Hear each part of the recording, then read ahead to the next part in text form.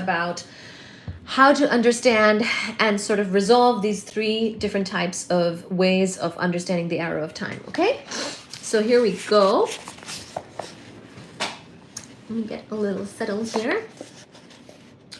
So in this chapter, I shall argue, Stephen Hawking shall argue, that the no boundary condition for the universe, together with the weak anthropic principle, so the no boundary condition meaning that there is no beginning or end to the universe at this point, it's flat, infinite, and it's not like we can trace back to where, you know, there is some edge of the universe or something. There's no such edge that we know of as far as the no boundary condition.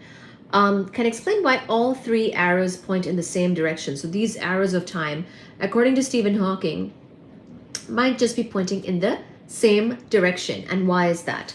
And moreover, why a well-defined arrow of time should exist at all. I shall argue that the psychological arrow is determined by the thermodynamic arrow. So this psychological arrow, meaning we think that time is going forwards when we remember the past and not the future. And also the cup of tea that I was talking about, if it spills and it breaks into a lot of pieces and it's on the floor, well, that's the arrow of time. Where it was more orderly is the past, and where it becomes more disorderly is the time moving in the forward direction.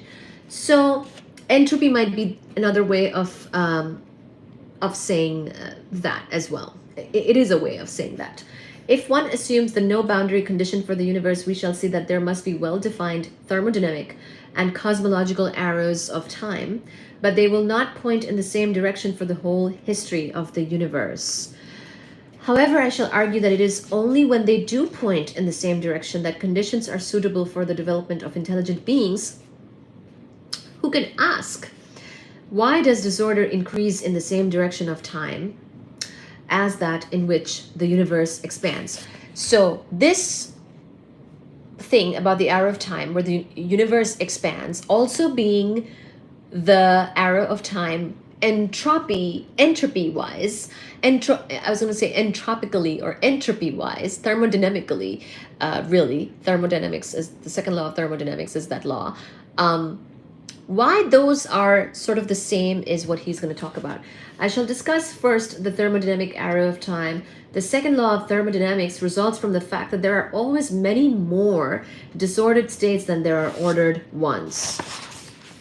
So this is one thing about the second law of thermodynamics, is that there are always more ways to be disorderly than there are ways to be orderly, right?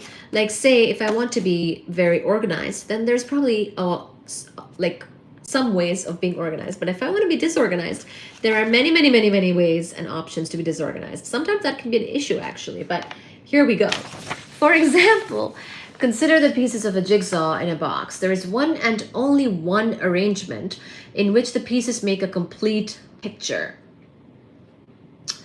On the other hand, there are a very large number of arrangements in which the pieces are disordered and don't make a picture.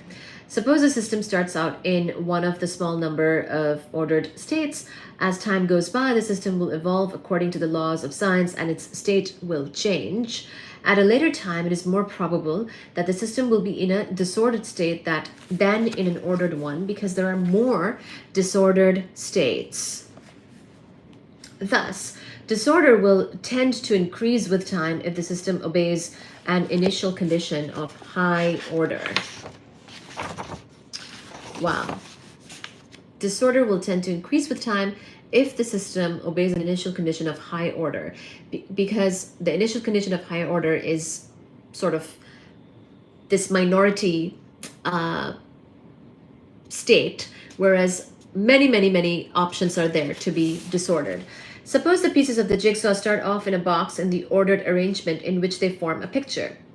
If you shake the box, the pieces will take up another arrangement. So just by, it's like a brand new car. What is? If you shake up the box with the puzzle, there's just so many ways in which it can fall, and the puzzle will be all messed up and all the pieces will be all disorderly. And the way in which that can happen, the various states that the disorderly puzzle pieces can be in is just so very many. If you shake the box, the pieces will take up another arrangement. This will probably be a